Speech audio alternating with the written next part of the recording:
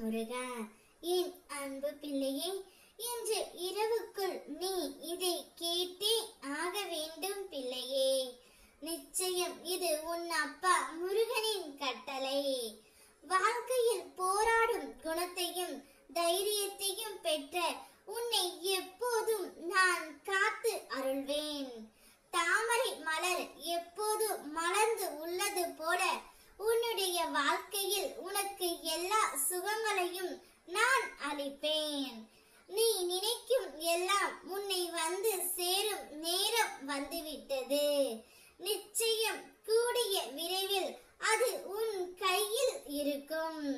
நீ எதிர்பார்க்காதவாறு உன் எதிர்காலம் வசந்தமாக அமைய எல்லா சந்தோஷங்களையும் பார்க்கும்படி உனக்கு நான் செய்வேன்.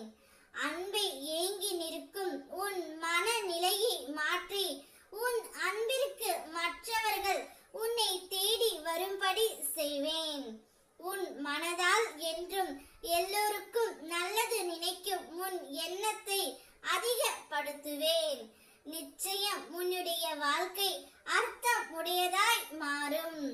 தான் என்ற அகம் பாவத்தை விடுத்து கருணை, மன்னிக்கும் தன்மை, சேவை மனப்பான்மை, அகிம்சை போன்ற தெய்வீக குணங்களை உனக்குள் கொண்டு வர முடிந்தால் நான் உன்னுடன் இருந்து உன்னை வழி நடத்தி செல்வேன் எப்போதும்.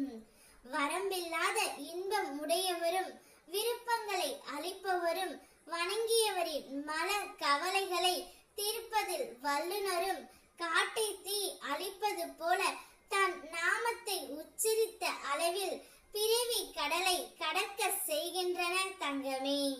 என்னையே எண்ணி என் நாமத்தையே உச்சரித்துக் கொண்டு இருந்தால் உனக்கு வருகின்ற துன்பங்களும் கஷ்டங்களும் பறந்து போய்விடும். எந்த ஒரு சூழ்நிலையிலும் கவலைப்படாதே. அப்படிப்பட்ட மனநிலையில் நீ என்னை மனதார நினைத்தால் போதும். மறுகணமே நான் உன்னுள் இருப்பேன். அதை தாங்கும் வலிமையையும் பிரச்சனைகளை எதிர்கொள்ளும் தைரியமும் உன்னுள் இருக்கும் நான் உனக்கு அளிக்கின்றேன். இனி உன்னுடைய வாழ்க்கையில் எடுத்து வைக்கும் ஒவ்வொரு அடியும் உன்னை வெற்றி பாதைக்கு அழைத்து செல்லும். உன் முயற்சிக்கான பலன் நிச்சயம் கிடைக்கும். நீ எதிர்பார்த்த காரியம் நிறைவேறும். இனி நான் உன் அருகில் இருந்து உன்னை மகிழ்ச்சியான பாதையில் அழைத்து செல்வேன். நானே உன் முன் நின்று உன்னை நல் வழியில் அழைத்து செல்வேன். கவலைப்படாமல் இரு. உன் அப்பன் முருகனின் கட்டளையை ஏற்று கேட்டுவிட்டாய் அல்லவா?